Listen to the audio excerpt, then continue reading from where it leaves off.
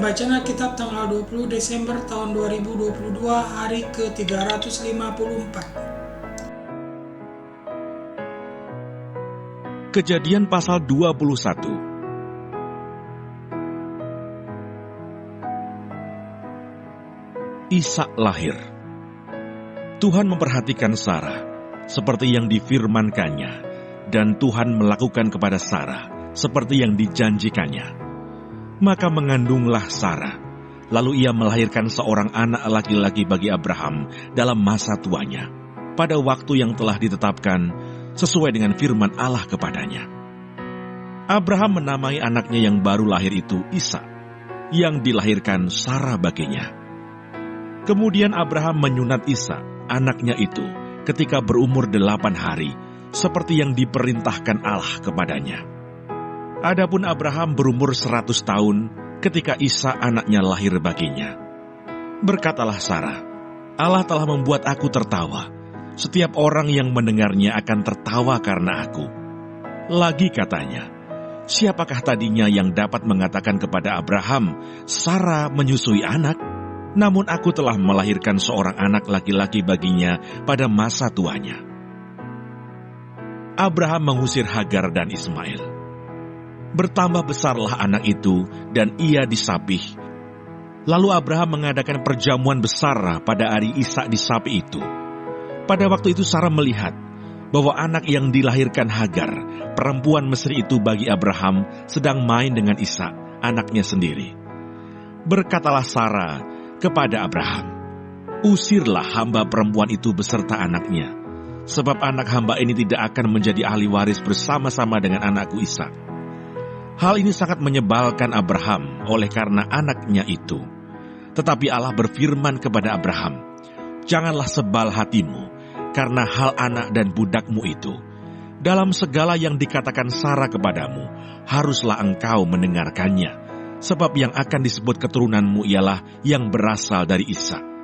Tetapi keturunan dari hambamu itu juga akan kubuat menjadi suatu bangsa, karena ia pun anakmu. Keesokan harinya, pagi-pagi Abraham mengambil roti serta sekirbat air dan memberikannya kepada Hagar. Ia meletakkan itu beserta anaknya di atas bahu Hagar. Kemudian disuruhnyalah perempuan itu pergi. Maka pergilah Hagar dan mengembara di padang gurun Berseba. Ketika air yang dikirbat itu habis, dibuangnyalah anak itu ke bawah semak-semak, dan ia duduk agak jauh, kira-kira sepemanah jauhnya, sebab katanya, tidak tahan aku melihat anak itu mati. Sedang ia duduk di situ, menangislah ia dengan suara nyaring. Allah mendengar suara anak itu, lalu malaikat Allah berseru dari langit kepada Hagar, katanya kepadanya, apakah yang engkau susahkan Hagar? Janganlah takut, sebab Allah telah mendengar suara anak itu dari tempat ia terbaring.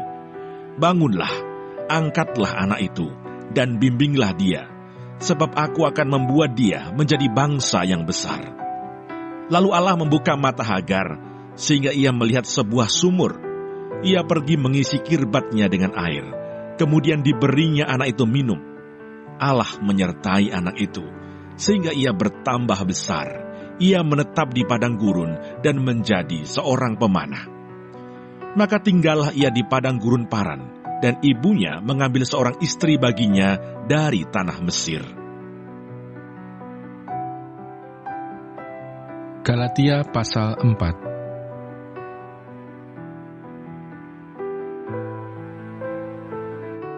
Hagar dan Sarah. Katakanlah kepadaku, hai kamu yang mau hidup di bawah hukum Taurat, tidakkah kamu mendengarkan hukum Taurat?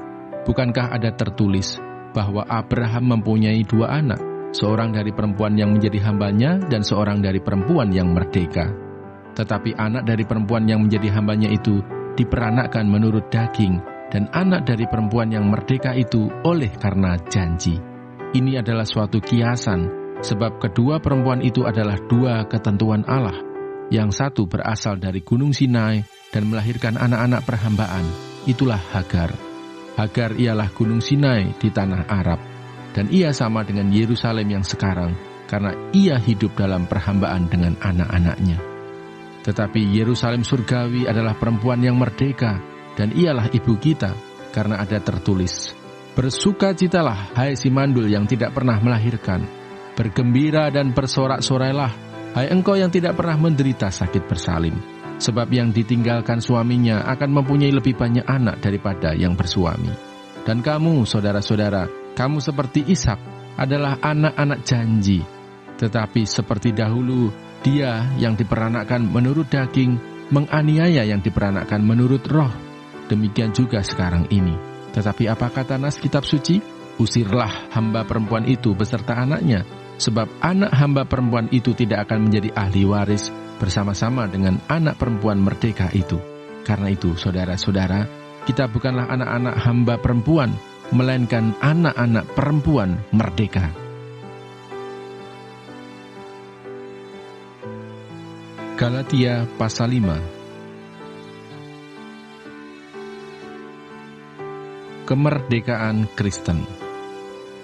Supaya kita sungguh-sungguh merdeka, Kristus telah memerdekakan kita. Karena itu berdirilah teguh dan jangan mau lagi dikenakan kuk perhambaan.